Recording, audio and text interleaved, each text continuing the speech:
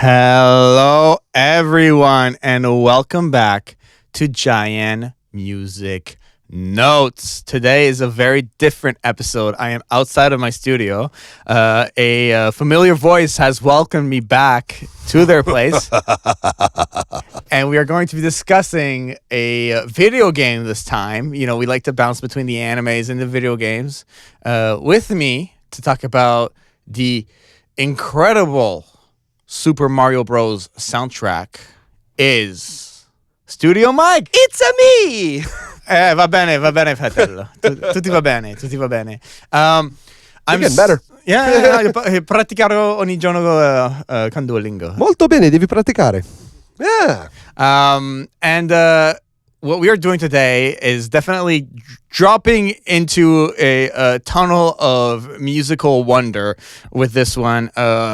1985, the NES launch, Koji Kondo's, his first major project as far as I know, complete creative freedom, but some hardware limitations. The soundtrack is groundbreaking, but you know what else is incredibly groundbreaking? The sponsor of JaianMusic Notes. With the banger, with the segue.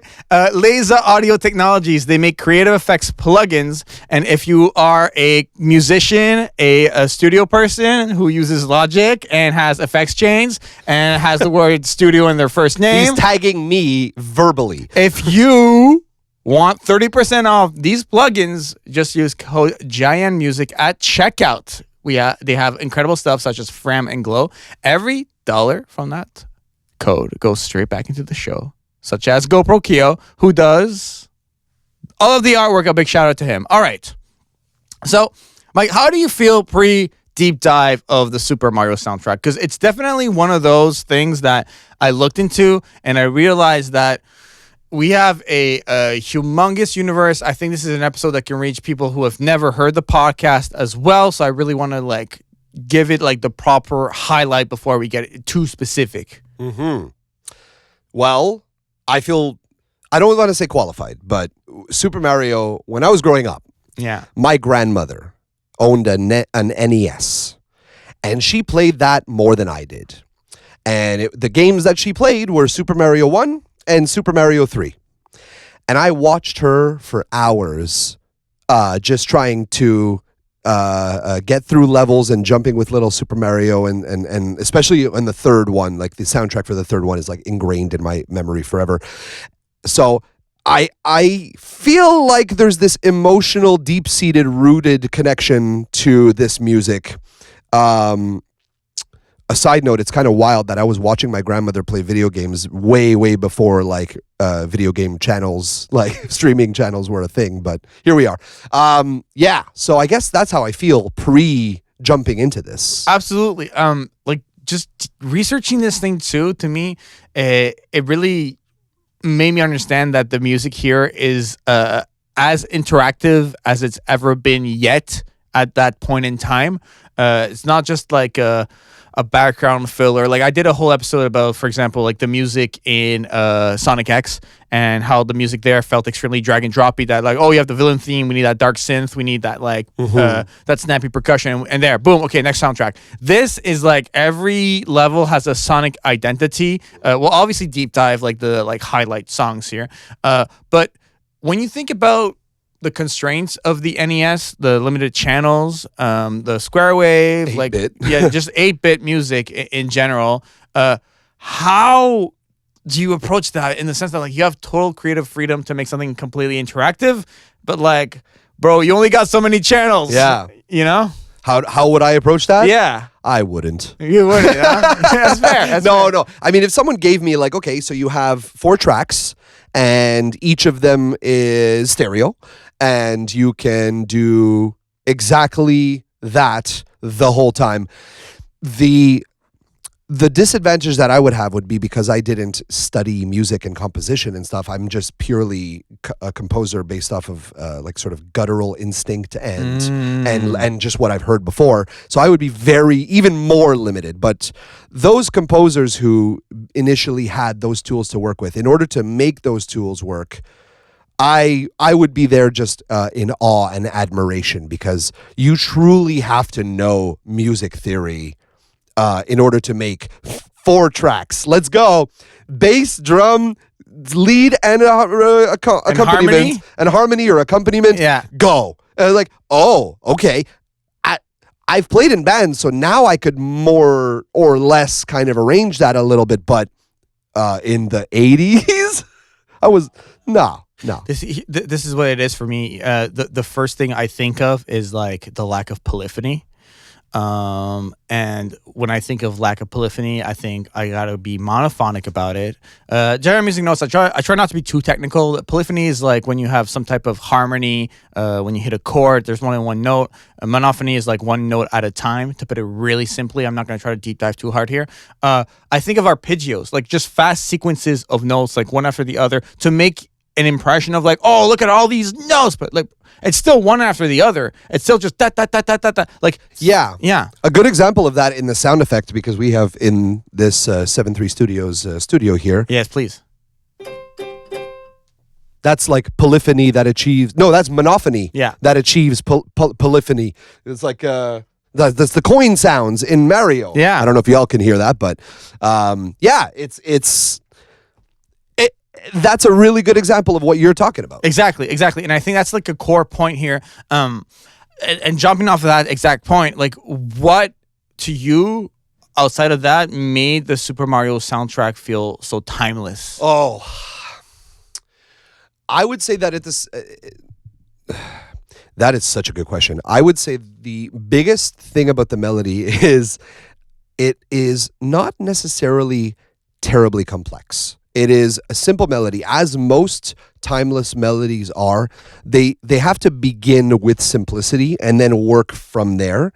And I mean, when you're thinking of the Mario melody, bum, bum, bum, or rather, bum, bum, bum, bum, ba-dum, ba-dum, it's not doing anything revolutionary in the sequence of the story. It's starting on a major, and then it goes to your 4th, and then it goes to your 5th. I'm not trying to get too musically technical here, but you're not going anywhere crazy with that. No. What's really more interesting to me is I find what the elements around that main melody are doing. It really frames that main melody so that it's not just a boop, boop, boo. It's a whole... It's a whole story. It's a whole story. And like, even if I think about it, just the bass melody of the main melody, at first it follows that main melody pretty 1-to-1 or very closely. And then as soon as you hit like verse 2, I guess is what you would call it, the bass starts going like doom, doom, doom, doom, doom, doom, doom, doom, boom, boom, bum, ba-da. These divergences and then meeting back to the simplicity of that melody, this is what makes a story, a musical story, I find timeless. That's my opinion. That's wonderful. I completely agree with that. I think that's very well structured in the way you said it. But there's also like a lot of sound effects that can like kind of crisscross into those melodies. And Sure. So like I like how you identified the coins earlier. Like that, those are musical notes. Bling bling bling Yeah, bling. sure. So do you think there's like a similarity in the musical identities of the sound effects and the interactive melody throughout the like? Let's stay at level 1 here. Like when you try to get that like mushroom or like the flower to like shoot the fireballs. Like there's a lot of sound effects like in there. And by definition, they are absolutely tied together, to answer that question, because they're using the same synth noise. Like back then, it wasn't like, oh, I'm going to put a sawtooth here, I'm going to put a square wave here, I'm going to put like some low sub. It was like, I have this sound to work with. This sine wave generator, or is it maybe a square wave generator back then, actually? I have this square wave generator, and this is what I have to work with for all 4 of my tracks, including for the drums, which is, I think, how digital drum synthesis even arguably began. It's definitely a starting point of it. Right? Like, you can't start anywhere else except for the video games where they were literally going, and that's square waves. That's crazy to me. So yes, inherently, all of those sound effects, all of the things that are not part of the actual music, the beat, whatever it may be, they're all using the same instrument. And of course they're going to sound together, but that brilliance of giving each of the thing, like you said, the mushroom, that sound to grow, or the coins, they all have such a specific identity. It's like, when I get the 1-up mushroom, which by the way, my God, we're audio only here, but he does have a mushroom in his studio, ladies and gentlemen. A 1-up mushroom hangs over my my studio setup. As it should. As it should. Always trying to level up the production. I get it. You get it. Thank you very much. But yeah, so those sound effects, each one of them has their identity, even if they're still using the same instruments. But that's the beauty of it, is because they're using the same sort of textures, they all kind of share. They're all part of the same family. They're all part of the same family. Absolutely. And I wrote down this question. I don't even know how to put it, but it's in this section, so I'll just ask it. And if it hits, it hits. If it doesn't, it doesn't. No pressure here. What does it mean for you to serve a game rather than exist independently? I guess for the music to serve the game, I understand there's the interactive portion, the melodical alignment of it all, but people can also go on Spotify, type in Super Mario theme, and jam out. So it can exist independently. Mm-hmm. So it's very interesting to me. I don't even know if that's a question. That's more of just a point of it, that it's so timeless. Then people go and chase this thing decades, literally 30 plus years later, we're talking about it on a podcast. And countless covers of it, people who have just covered the music of the different levels and stuff like that. The dude in my band, the singer, and his brother both did a cover of this a decade ago. And I remember thinking oh, cool take. And I did a digital version before that. To say that the music... To define whether or not music serves a video game or can exist independently, I think is very simple. Do you tell a story in and of itself through the music? Obviously, lyrics is a huge defining factor. Obviously, there's no lyrics in the Mario music, so you're leaving space for the story to be the video game there. That's a big thing. But then what does instrumental, when you think of bands like Chon or Animals as Leaders, they're instrumental music. Why do they exist independently? So my answer to that would be enough background ability. We're inventing words out here. Yeah. That's what we do in this studio here. Okay. The background ability meaning there is a melody, there is a story, there is accompaniment, there is a rhythm, but how much does that dominate your attention? And this is where I get back to what we were saying before, where the melodies were not doing anything revolutionary. They were doing pretty simple things. And that is why I think that they exist so well in this video game and they serve the video game, is because they're not dominating your attention melodically. They're just there. It's a fun little melody. There are minor shifts and the flat sixth and the flat seventh. There are those moments that kind of take our attention, but for the most part, it's a rather what's the word? Docile? I guess docile. Yeah, I see what you mean. It's a docile melody. We'll take that. Pretty much all of the Mario melodies are all very passive. Passive is a better word for it than docile, but still docile. Absolutely. And Kondo has so many inspirations. And I read you the list and I'm going to sound like I don't know. I'm just randomly naming music genres. Naming all the music genres. Yeah. I was looking at Japanese fusion jazz, obviously, and then swing and all these other genres. And I think you already kind of covered it here, a melody that's simple, memorable, and there's a great bass line or a counter melody with the harmony, and it just creates the dialogue, the language that is the main theme, that is level 1 or the underground theme, and so on and so forth. The underwater theme, very polka. That one is... It's very polka. You can keep going. Sorry. No, this is good. And I guess looking at all these genres and all these influences, how do these influences outside of the video game, these musical genres that have been live performed, have been in bands, have been modified a million times, how do they shape the game music via the fact that it inspires Koji Kondo so heavily for a whole song is polka? Yeah. Boom. How does it influence the game? I think, based on his choices, I think it makes the game more whimsical. We talking Ghibli up in here. Yeah. Oh, well, that's the thing, is that a lot of Japanese culture in not just in its anime and its art and its video games, but in its very definition, and this is only based on secondhand knowledge of people who have told me or showed me on video game on vlogs and stuff, but it seems that the Japanese culture in general loves whimsy. Like I've known friends who've gone to Tokyo and have shown me like their vlogs and stuff, and it's crazy how much everything revolves around like good and feeling upbeat and the energized sort of culture of it all. And I think that absolutely feels like, well, when you think of Mario, he consumes mushrooms and physically grows. I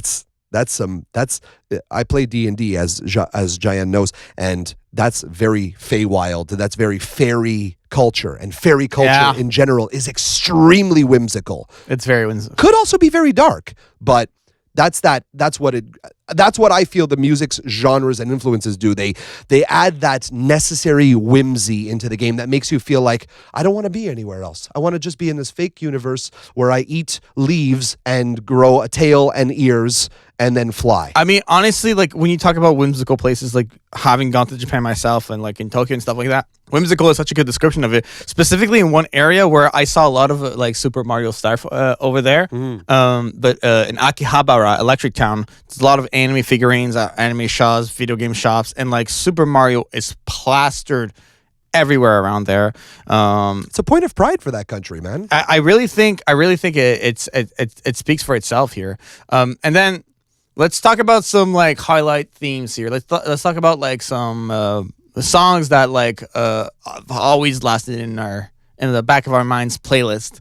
The ground theme. I mentioned it lightly earlier, but like this one, the ground theme is incredible. Just culturally recognized, defined the mood of the game instantly. And I think, is there a more popular or like top of mind old school gaming soundtrack, like specifically soundtrack singular, than the ground theme? Can you think of one? Like an old school video? Yeah, in that same decade.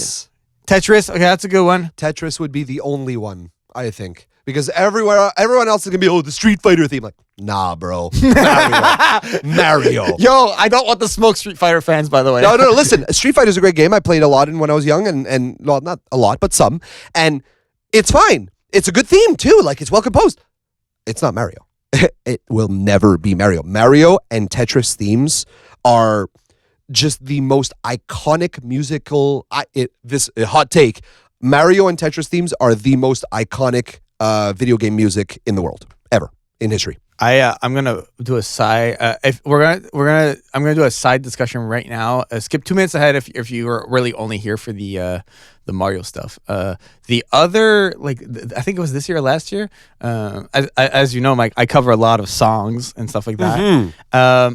And I cover them through my distributor, and like there's like licenses on streaming platforms to allow you to do this stuff. For the first time in my life, I had my Tetris cover removed on streaming services by the AI Tetris copyright bot. Oh, fuck. Dang. That's a real thing. I did not know. I knew they were doing that for music from non-video game sources, but that's crazy, dude. Yeah, I'm sorry to hear that. That I woke up one morning and I just saw like an email from my distributor, and they're like, yeah, like this email saying that like a takedown request, and I was like, the Tetris theme song I covered like 5 years ago. I already forgot like I did this, but and it was like an AI generated thing, so they're getting serious about that. Yeah. Well, I mean, to an extent, music copyright has always sort of been behind the curve, and now they're trying to overcompensate. So with AI, this is another discussion unto itself. But I'm sad that your cover got taken down. I'm especially with Tetris. It's like it's such a timeless theme. It might as well already be inducted into public domain. Yeah, public domain. Thank you. I was like, please say the word because I will not be able to remember it at this point. Yeah, I completely understand where you're coming from. So. Obviously, ground theme, underground, and the castle themes, incredible as well. Like that, is it the second level when you go and it's like? No, that's the like the castle theme. Yeah. Yeah. Yes. Oh fuck. I'm not a good piano player. You get it. Yeah. Absolutely. I'm risking it all with these piano parts in the podcast, but we're gonna do it. It's fair use. I'm the one playing it physically. Hey, you never know how they feel about it. I mean, Nintendo. That's fair. Yeah. We'll see what happens on the cutting room. Yeah, you could cut it. But there. Underground theme. Underground theme right there. You can cut it. Proceeds to do it again. No, that's not the same thing. That's my mouth. Take down requests on your mouth. Yeah. But the underground theme is, it's dope. Obviously, it creates that very sort of creeping around feel. Absolutely. Very, And the castle theme, think about that musically speaking. Yes. Thing, and it's constant during the entire level until you hit the boss. Exactly. It is nothing but tension. And the chords behind that are playing, but while that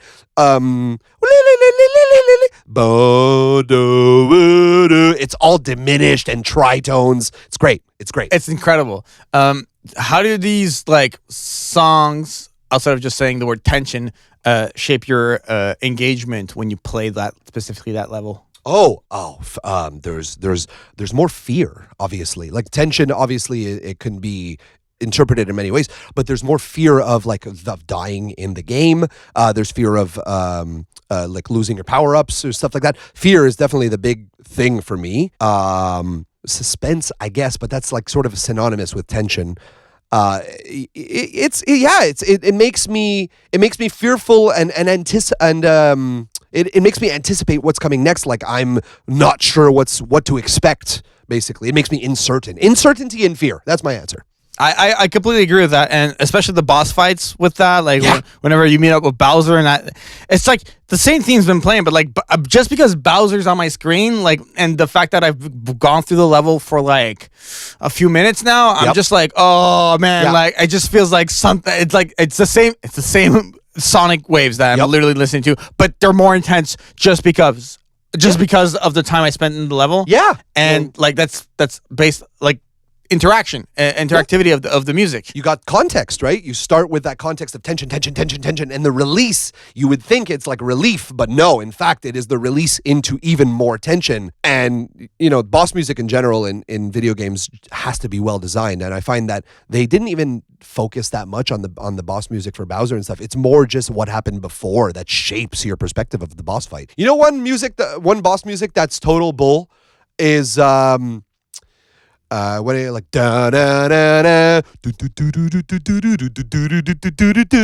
like it's when you meet that dudes with the boomerangs and the hammers. I hate those guys suck, obviously, but the music is so juxtaposed compared to like the how hard it is to beat those guys. Like I find it so dainty. Again, But anyways, getting off topic. But that we're still talking about Super Mario. True. As far as I'm concerned, it's on topic. Super true. Super Mario true. Super Mario true. And then I think like another thing I wanted to like jump on here is like the fact that this like soundtrack is on like a NES cartridge, and it outgrows itself immensely with live concerts, with covers on the hundreds of thousands online, with reinterpretations, with like jazz, rock, EDM. Sure. What would you say? What does it say about like a piece of music that transcends its original medium of like an NES cartridge into like the mainstream of the video game music world? I would say that means it's well composed and well arranged. Mostly arrangement, I would say. Why arrangement more than composition? That's interesting. Because yesterday in one of my other employments, I was having a conversation with some people, my argument, although I wasn't argued against, but my argument was that bass is the most important instrument in a band in general. Like more than drums, more than guitar, more than piano, more than vocals, bass, if you're thinking of an ensemble band. And why is that the case? Because if you remove the drums, well, then you have sort of like an unplugged version. If you remove the guitar, well, then you kind of have more of like a groovy, soulful, mellow version. If you remove the vocals, instrumental. If you remove the bass, you have a crappy song. And my argument with this is if you take out bass, if you take out one part of your arrangement and it's a worse song, then that means that part of the arrangement is crucial. And so if you remove the main melody, obviously from Super Mario, it's finished. You no longer have a Super Mario theme. But if you remove the bass track from that melody, it is pretty much as bad. If you were to remove even the harmony track from the main melody, like the second harmony, the melody on top of it, even then the feeling would not be the same. You would feel less whimsy. You would feel a lot more direct. And if you were to remove the then that means that the rhythm of your game suddenly just degrades. You're going far more into I don't want to say fluid, but the very pace of your song feels far less constant and consistent.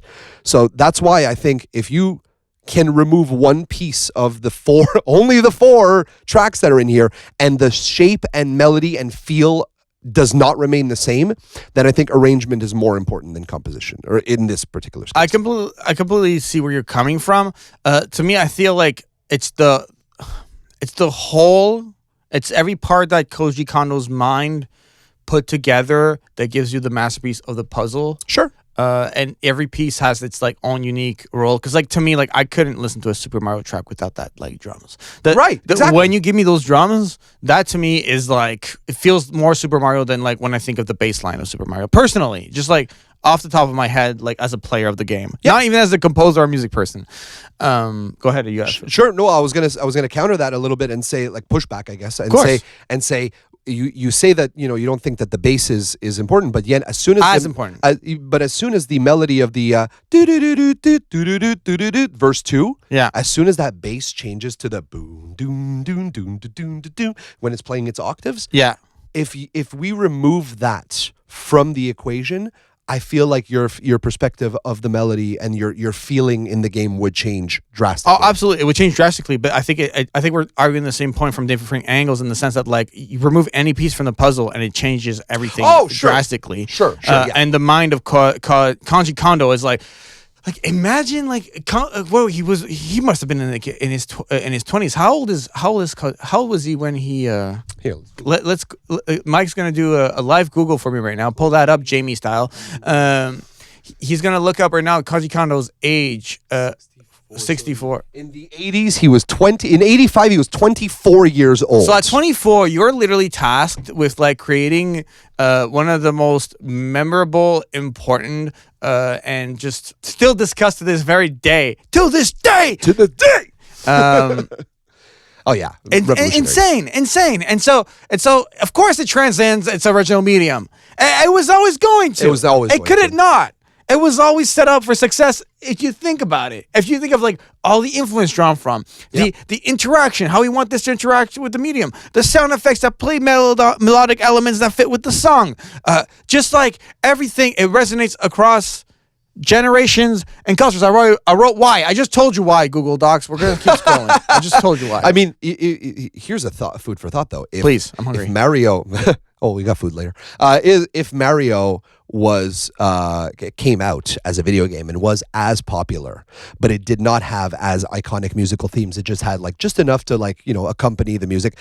And then today, Koji Kondo released a new Mario with these same melodies on it. What do you think? Do you think that this melody would have been as timeless? No, because there's just so much musical release and like video game release and independent music and independent video game music release on literally the daily, like on Steam. Like I felt like I've met more video game creators this year just like by doing this podcast that I didn't even know we're doing that. And like there's a whole community on Steam and stuff. Like I feel like it would have been like a drop in the bucket of the of it all, especially like because like back then it's like all those like technological limitations. Now it's like, bro, like my dog could have a million tracks and like I mean your dog Your dog would record a banger in the studio, let me tell you.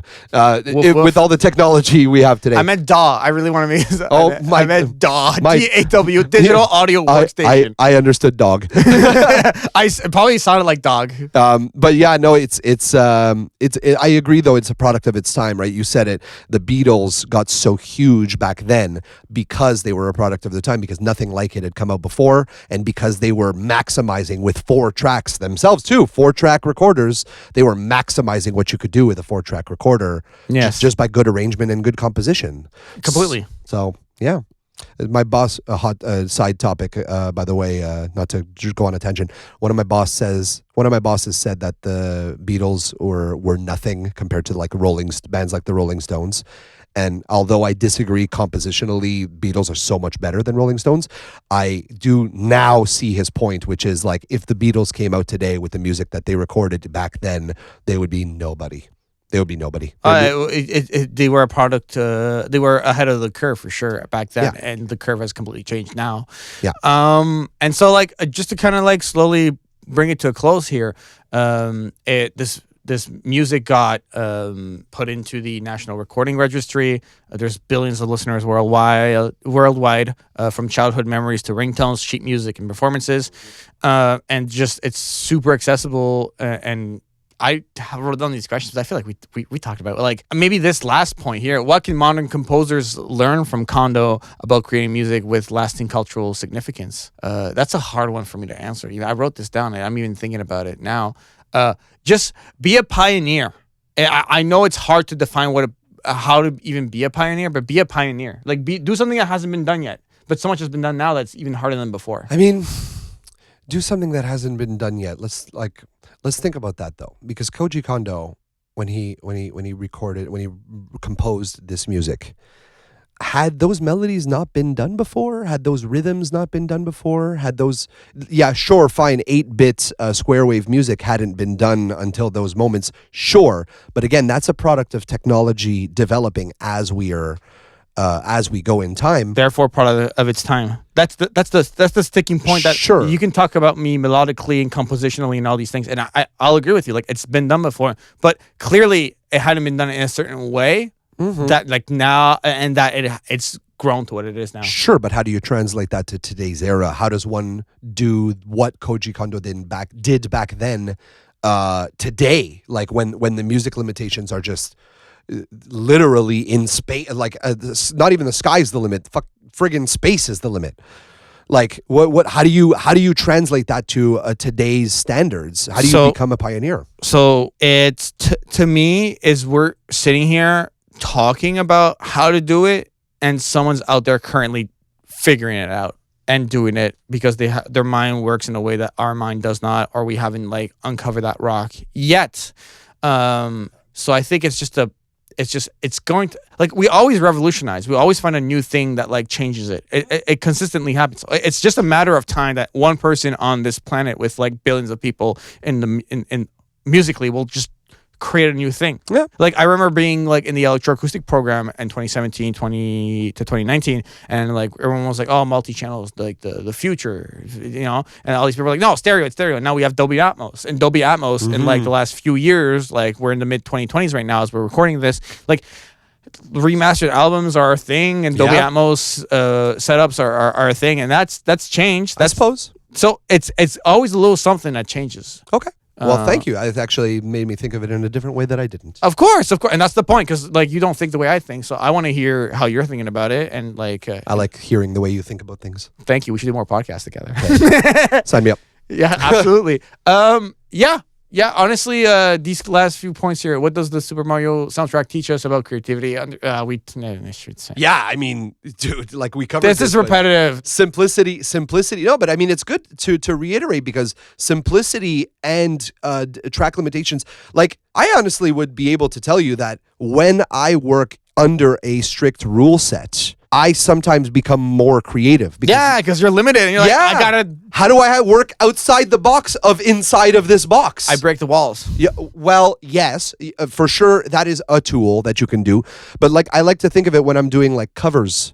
when I'm recording songs that are covers of other songs, yes, obviously there is a set limitation of these are the melodies, these are the ideas that the original composition wanted to do. That's my box. How do I go outside of that but still remain inside of it? And I think Koji Kondo was not just breaking down walls. He was rebuilding a castle, so to speak. Super Mario, literally rebuilding a musical castle. Yeah, I mean, I feel like there's no better way to end it. Just a big thank you to you, Studio Mike. It's always a pleasure to have you on these. Always a pleasure to be. Thank you. Honestly, like the pleasure is all mine here. This is always awesome to talk to you about like these things. Is there a topic, a video game, an anime that like you would like to broach next, like in the future? Would there be something? I'm putting you on a bit on the spot, but like I could study things. I have ears. I can listen to soundtracks. Video game, or anime, I'm gonna. Let me think here. I'm just trying to think of all the video games that I've been playing.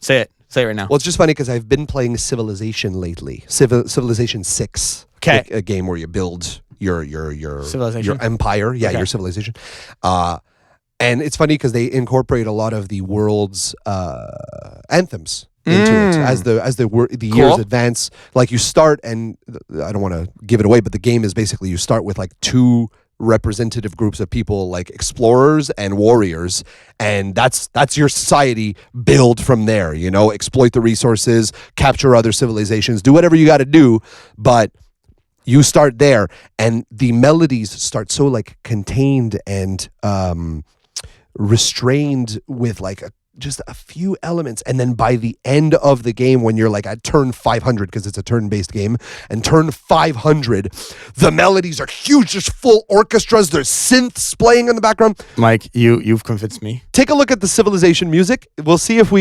you that sounds if you agree. So cool. If you agree, yeah. I want to take my plane ticket right now to there. So sign me up. No, honestly, that sounds great. That sounds great. We can really we can definitely dig into that. Where can people find you online? So twitch.tv/studio_Mike_. You got YouTube. I'm also known as studio.mike. You can find me on Facebook as well, facebook.com/the.studio.mike. I think that's still the URL. Just send me all your links. They'll be in the description. Will do. But yeah, you can find me as Studio Mike. Perfect. Pretty much anywhere. Thank you so much for that, Mike. Thank you, Jaian. Of course. Reminder, the sponsor of the podcast is Laser Audio Technologies, and that if you have multiple URLs and you work in audio and music and are a sound engineer and have the word studio, that you can use code JaianMusic to get 30% off at checkout of their creative effects plugins. And a big thank you to GoPro Keel for doing all of the artwork of the podcast. Of course, his link's also in the description. Look up JaianMusic Notes in your favorite podcatcher. Give us a 5-star review. Follow us. You can follow me on social media at JaianMusic everywhere. JaianMusic.com is my website. It leads to everything else. So for myself and Studio Mike, this has been a super episode of JaianMusic Notes. Super duper. Bye, everyone. Take care, man.